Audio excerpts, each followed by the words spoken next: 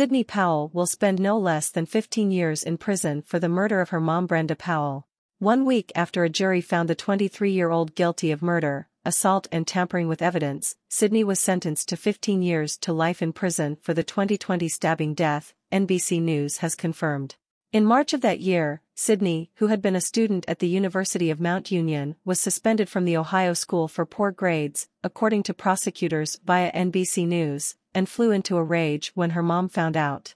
On March 3, Sydney, then 19, hit Brenda, 50, with an iron skillet before stabbing her nearly 30 times in the neck. Prosecutors stated Brenda was, in fact, on the phone with school officials when the ambush unfolded and that they, in turn, called authorities after they heard screams from the other end of the call.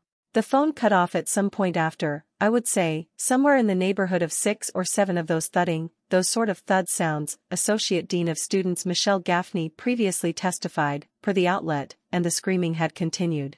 After the abrupt disconnect, concerned school administrators called the home repeatedly to get back in touch with Brenda, according to NBC News, before someone answered that claimed to be her.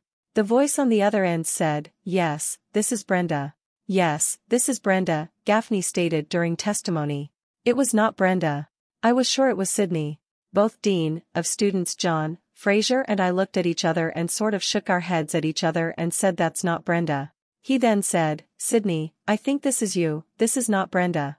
The phone went dead.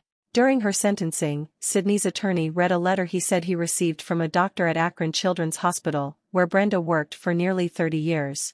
"I have almost never felt so strongly that I need to offer a voice of advocacy as I have in this tragic situation of an unfathomable verdict and the tragic current of ripple effects it will undoubtedly have upon this loving family," her lawyer read aloud in the courtroom, according to local outlet WKYC. "I have repeatedly heard from those who know Brenda well.